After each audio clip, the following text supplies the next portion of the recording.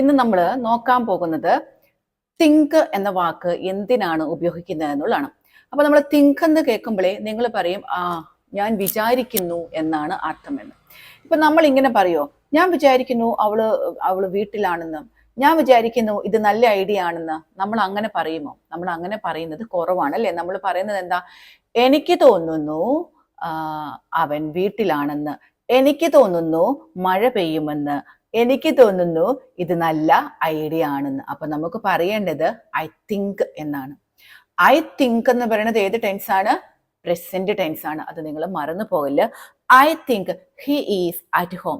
എനിക്ക് തോന്നുന്നു അവൻ വീട്ടിലാണെന്ന് എന്ന് പറഞ്ഞാൽ ഞാൻ വിചാരിക്കുന്നു അവൻ വീട്ടിലാണെന്ന്. അല്ലെങ്കിൽ നമ്മൾ അങ്ങനെ പറയൽ കുറവാണ്.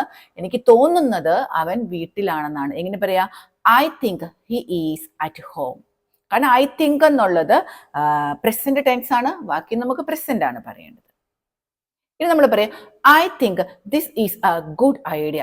ഇതൊരു നല്ല ഐഡിയ ആണെന്ന് എനിക്ക് തോന്നുന്നു. നമ്മൾ പറയല്ലേ, I think this is A good idea. ഇത് നല്ലൊരു ഐഡിയ ആണെന്നാണ് എനിക്ക് തോന്നുന്നത്.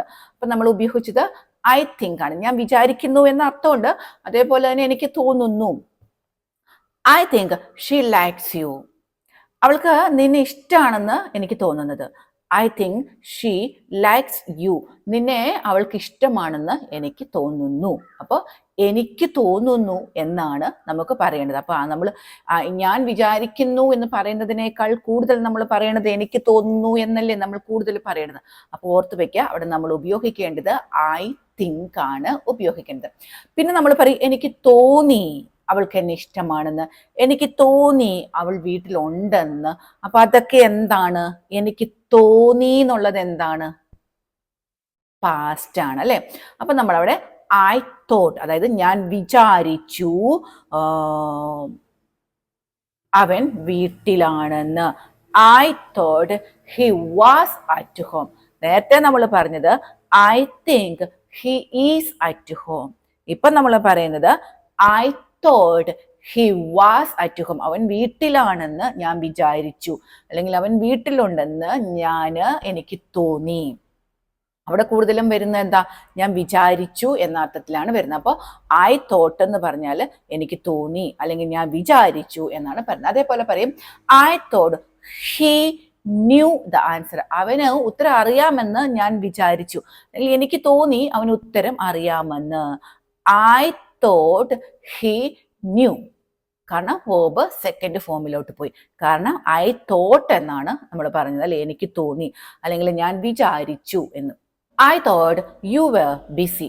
നീ ബിസി ആണെന്ന് എനിക്ക് തോന്നി, ഞാൻ വിചാരിച്ചു. I thought you were busy. അപ്പൊ ഐ തിങ്ക് എന്ന് പറയുമ്പോൾ നമ്മൾ കൂടുതൽ ആൾക്കാർ ഞാൻ വിചാരിച്ചു എന്ന അർത്ഥത്തിൽ പറയും. ഞാൻ വിചാരിച്ചു എന്ന് തന്നെയാണ് അർത്ഥം, പക്ഷെ നമ്മൾ കമ്മ്യൂണിക്കേറ്റ് ചെയ്യുമ്പോൾ നമ്മൾ അങ്ങനെ പറയുന്നതിനേക്കാൾ കൂടുതൽ നമ്മൾ പറയുന്നത് എനിക്ക് തോന്നി അല്ലെങ്കിൽ ഞാൻ വിചാരിച്ചു അങ്ങനെ പറയും അല്ലെ. അത് ഓർത്ത് വെക്കുക, ആ ഒരു സംസാര ഭാഷ ഓർത്ത് വെക്കുക. അപ്പോൾ വാക്കിന്റെ അർത്ഥമായിട്ട് തന്നെ പഠിച്ചു വെക്കരുത്. എനിക്ക് തോന്നി എന്ന് പറയാനും നമുക്ക് തോന്നി. ഇനി നമ്മൾ പറയും I was thinking about you. I was thinking about you. ഞാൻ നിന്നെ കുറിച്ച് ചിന്തിച്ചോണ്ടിരിക്കുകയായിരുന്നു. വാസ് തിങ്കിങ് ആയിരുന്നു എന്നാണ് I was thinking about you. ഞാൻ നിന്നെ കുറിച്ച് ചിന്തിച്ചോണ്ടിരിക്കുകയായിരുന്നു. അബൌട്ട് എന്ന് പറഞ്ഞാല് കുറിച്ച്. I was thinking of calling you. നിന്നെ വിളിക്കണോന്ന് ഞാൻ വിചാരിച്ചുകൊണ്ടിരിക്കുകയായിരുന്നു.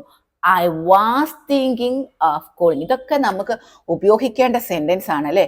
I was thinking of calling U.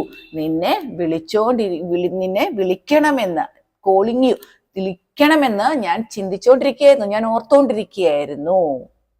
അപ്പൊ I think, I thought, I was thinking. I think എന്ന് പറഞ്ഞാൽ എനിക്ക് തോന്നുന്നു അല്ലെങ്കിൽ ഞാൻ വിചാരിക്കുന്നു. ഐ തോട്ട് എന്ന് പറഞ്ഞാൽ എനിക്ക് തോന്നി അല്ലെങ്കിൽ ഞാൻ വിചാരിച്ചു. ഐ വാസ് തിങ്കിങ് എന്ന് പറഞ്ഞാൽ ഞാൻ വിചാരിച്ചുകൊണ്ട് ഇരിക്കുകയായിരുന്നു എന്നാണ് അർത്ഥം. ഇനി നമുക്ക് പറയാം, സിമ്പിൾ ആയിട്ട് പറയുകയാണെങ്കിൽ, ഓർത്തിരിക്കാനുള്ള ഒരു ടിപ്പ് എന്ന് പറയുകയാണെങ്കിൽ ഐ തോട്ട് സോ. സോ ഞാൻ അങ്ങനെ തന്നെയാണ് വിചാരിച്ചത്. I thought so. സോ എന്ന് ചേർക്കുക എന്ന് പറഞ്ഞാൽ എന്താ? ഞാൻ അങ്ങനെ തന്നെയാണ് വിചാരിച്ചത്, അല്ലെങ്കിൽ ഞാൻ അങ്ങനെ തന്നെയാണ് എനിക്ക് തോന്നിയത് ഇനി നമ്മൾ പറയും ഐ തോട്ട് എബൌട്ട് ഇറ്റ് ഞാൻ അതിനെക്കുറിച്ച് ഓർത്തു, അല്ലെങ്കിൽ ഞാൻ ഇതിനെക്കുറിച്ച് വിചാരിച്ചു. ഐ തോട്ട് എബൌട്ട് ഇറ്റ് ഓർത്ത് വെക്കാം. ഇനി നമ്മൾ പറയാം ഐ തോട്ട് ഓഫ് യു ഞാൻ നിന്നെക്കുറിച്ച് ഓർത്തു, ഞാൻ നിന്നെക്കുറിച്ച് വിചാരിച്ചു. I thought of you, I thought so, I thought about it, I thought of you. ഇനി നമുക്ക് ഇത് ക്വസ്റ്റ്യൻ ആക്കാൻ പറ്റുമോ എന്നൊന്ന് നോക്കാവേ. ഞാൻ ദേഷ്യത്തിലാണെന്ന് നീ ഓർത്തോ? ഞാൻ ദേഷ്യത്തിലാണെന്ന് നീ വിചാരിച്ചോ? എങ്ങനെ ചോദിക്കും? ഒന്ന് നിങ്ങൾ ട്രൈ ചെയ്തേ. Did you think I was angry? എനിക്ക് ദേഷ്യമാണെന്ന് നീ വിചാരിച്ചോ? Did you think I was angry? കാരണം ഡിഡ് ഉണ്ട്, സബ്ജക്റ്റ് ഉണ്ട്, അതങ്ങനെ ചോദിക്കുക. Did you think I was, നീ അങ്ങനെ വിചാരിച്ചോ? Did you think I was angry? എനിക്ക് ദേഷ്യമാണെന്ന് നീ വിചാരിച്ചോ? Did you think I forgot about it? ഞാൻ അതിനെക്കുറിച്ച് മറന്നു പോകുന്നു നീ വിചാരിച്ചോ? Did you think I forgot about it? ഞാൻ അതിനെക്കുറിച്ച് മറന്നു പോകുന്നു നീ വിചാരിച്ചോ? നിങ്ങൾ വിചാരിച്ചോ? അപ്പോൾ നിങ്ങളിതേ ഓർത്തിരിക്കേണ്ടത് ഒന്നേ ഉള്ളൂ കേട്ടോ. ഈ ഐ തോട്ട് എന്ന് പറയുന്നത് പാസ്റ്റ് ആണ്. അതൊക്കെ നമുക്ക് എല്ലാവർക്കും അറിയാം. അതൊക്കെ ഒന്ന് ഓർത്തിരുന്നാൽ മാത്രം മതി കേട്ടോ. അപ്പോൾ നമ്മൾ ഇങ്ങനത്തെ കുറച്ച് ക്ലാസ്സുകളാണ് നോക്കിക്കൊണ്ടിരിക്കുന്നത്. നിങ്ങൾക്ക് മനസ്സിലായെന്ന് വിചാരിക്കുകയാണ്. മനസ്സിലായില്ലേ? മനസ്സിലായോ? മനസ്സിലാക്കണം കേട്ടോ. അപ്പോൾ ഞാൻ എപ്പോഴും പറയലേ, നമ്മളിങ്ങനെ കുറേ കേട്ടോണ്ടിരുന്നാൽ നമുക്ക് ഇംഗ്ലീഷ് സംസാരിക്കാൻ പറ്റില്ല കേട്ടോ. നമ്മൾ സംസാരിച്ച് തന്നെ പഠിക്കണം കേട്ടോ. അത് ഞാൻ വീണ്ടും വീണ്ടും നിങ്ങളോട് പറയേണ്ട കാര്യമില്ലല്ലോ, നിങ്ങൾക്കറിയാലോ. അപ്പോൾ പിന്നെ എല്ലാവർക്കും നല്ലൊരു ദിവസം ആശംസിക്കുകയാണ്. സന്തോഷത്തോടെ ഇരിക്കുക എല്ലാവരും. അവധിക്കാലമൊക്കെയാണ് വരാൻ പോകുന്നത്. കുട്ടികളൊക്കെ സൂക്ഷിക്കുക. ഇപ്പം പഠിത്തത്തിൽ ശ്രദ്ധിക്കുക.